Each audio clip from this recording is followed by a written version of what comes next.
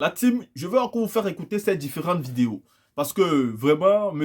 Damiba, depuis sa position, cherche à déstabiliser le Burkina Faso. Et j'interpelle ici les autorités du Sahel, c'est-à-dire les trois pays qui sont aujourd'hui comme des pays frères. Voilà pourquoi les Nigériens aujourd'hui supportent bien évidemment le Mali et le Burkina. Oui, ils supportent le Mali et le Burkina en Coupe d'Afrique des Nations. Et je ne vais pas vous mentir.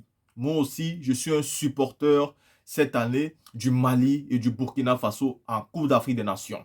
Parce qu'ils ont slavé l'honneur des Africains. Ils mènent un combat vraiment magnifique. Donc, sur tout ce que je cherche, je souhaite sur tout ce que je cherche que le Mali ou le Burkina prennent la Coupe d'Afrique des Nations. Je le dis clairement, je supporte le Mali et le Burkina, mais de tout mon cœur et de tout mon esprit. J'aimerais que vous preniez la Coupe d'Afrique des Nations parce que vous le méritez. Avec les combats que vous êtes en train de mener, avec les combats que vos leaders sont en train de mener, il faut vraiment qu'une des deux équipes prenne cette Coupe d'Afrique. C'est important. Il faut que vous le preniez pour que nous, les Panafricains, nous soyons aussi heureux. Vraiment, je le souhaite de tout mon cœur. Ceci étant dit, il faut que les dirigeants des États du Sahel se rendent compte d'une chose aujourd'hui. Méfiez-vous de Faure Gnassingbé. Parce que moi, Faure Gnassingbé a donné l'exil. Il a donné l'exil à ce monsieur, comment il s'appelle? Il a donné l'exil à monsieur Damiba. Et puis, monsieur Damiba, depuis le Togo, est en train de tenter à déstabiliser son pays, le Burkina Faso, tous les jours. Il y a les tentatives de coup d'État. Tous les jours, on a monsieur Damiba dans les parages. Il appelle les gens, il fait des manipulations. Il veut monter des militaires contre les autres. Il veut organiser une révolution contre le président Damiba. Non, il faut arrêter. À un moment donné, il faut trouver de véritables solutions par rapport à ça. Et donc, les pays, les États du Sahel doivent comprendre que le Togo n'est pas forcément leur meilleur ami. Parce que le Togo a décidé aussi de lutter avec l'ennemi. Et quand tu es avec mon ennemi, tu ne peux pas être mon ami alors que tu sais que je cherche ma souveraineté. Pourquoi le président Faure Gnassingbé ne peut pas demander à M. Damiba d'arrêter les tentatives de coup d'État? M. Faure Gnassingbé commence à se comporter comme Alassane Dramane Ouattara. Et nous perdons confiance à un tel dirigeant, surtout que nous savons, on ne peut pas faire confiance au dictateur, à une dynastie. Quand le papa a gouverné, l'enfant a gouverné et que la gouvernance a vitam aeternam pour eux ne sont jamais fatigués, nous savons que nous ne pouvons pas faire confiance à 100% à ce genre de personnes.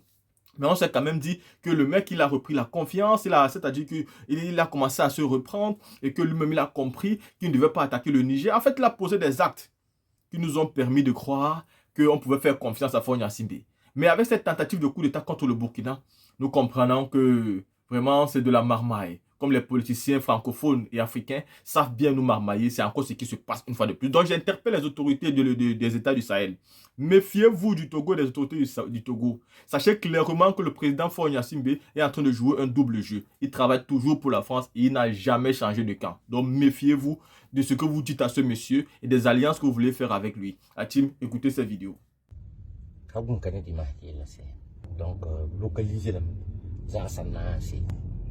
la zaknia to lokong keng yi da ya bunel vil fura la yam hambe zo nombe la na bela na singa wo wa fa ju han kurun se me kabuli ya dem be he depuis me bo man kenda presque chaque mois pour ba tai kin pour han nan kin pour ba yalo me pa sama voilà et pour han kin be bam dam me kin yelo dam ha ya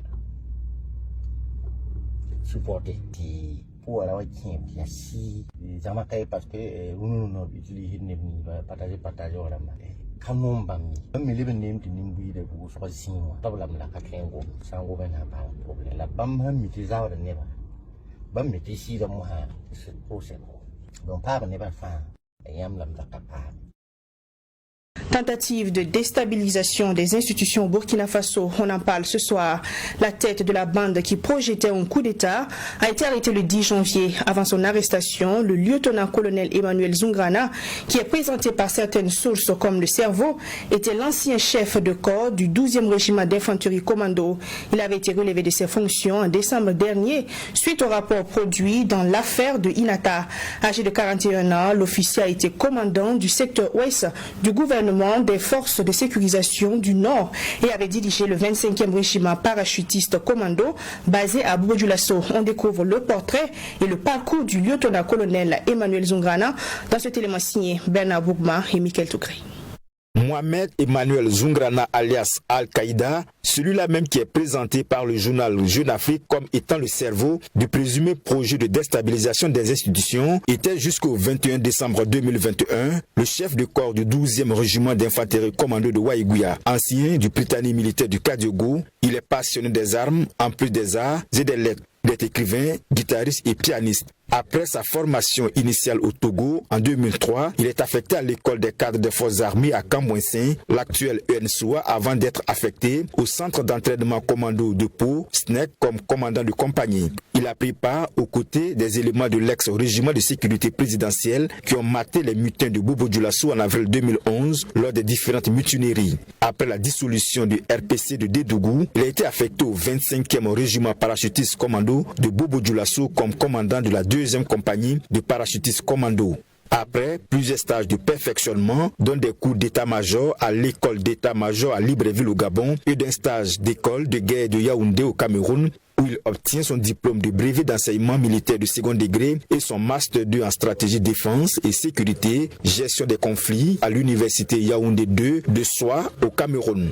Il a été affecté à la première région militaire pour servir au 12e régiment d'infanterie commando, d'où il est nommé chef de corps pour compter du 5 avril 2019. Il a été promu au grade de lieutenant-colonel le 1er avril 2020. Dans le cadre de la lutte contre le terrorisme, Mohamed Emmanuel Zoungrana avait défendu, selon certaines sources, la création des volontaires pour la défense de la patrie VDP et avait réussi une offensive jusqu'à une vingtaine de kilomètres du territoire malien après avoir détruit une grande base terroriste et avoir échappé de justesse à une explosion télécommandée alors qu'il était à bord de son véhicule de commandement. En novembre 2019, il a été élevé au rang de chevalier de l'ordre du mérite avec agrafe littérature par le ministère de la Culture, des Arts et du Tourisme lors de la Foire internationale du livre Philo. Et lors de la récente fête de l'armée burkinabé, en novembre 2021, il avait été décoré de la croix du combattant pour ses mérites au front. Pour l'heure, les identités des autres militaires arrêtés ne sont pas encore connues. Il devrait réceptionner et il devrait permettre l'atterrissage d'un avion Air France qui devrait débarquer des mercenaires en venant avec comme couverture de prendre les effets du ministre, non pas du ministre, de l'attaché de défense de l'ambassade de France. Mais il devrait débarquer des mercenaires. Et des gens ont fait infiltrer des mercenaires pour entraîner l'unité spéciale de la gendarmerie. Ces mercenaires sont là-bas actuellement pour entraîner l'unité spéciale de la gendarmerie du Burkina. C'est pas l'institution de la gendarmerie qui est responsable de ça. Moi, je connais des officiers de gendarmerie qui sont nobles, dignes, honnêtes. Je connais des sous-officiers de la gendarmerie qui sont nobles, dignes, honnêtes, qui se battent pour cette patrie. Mais des gens ont voulu utiliser des arguments qui n'existent pas pour dire que non, c'est contre la gendarmerie que ces jeunes-là sont. Il faut que la gendarmerie s'élève. Alors qu'ils sont dans des logiques de lutter pour leur promotion, les intérêts d'une promotion. Et même la promotion, je ne vais pas l'accuser totalement. Il y a des gens dignes au sein de la 7e promotion qui les ont lâchés. Et des politiciens les ont accompagnés.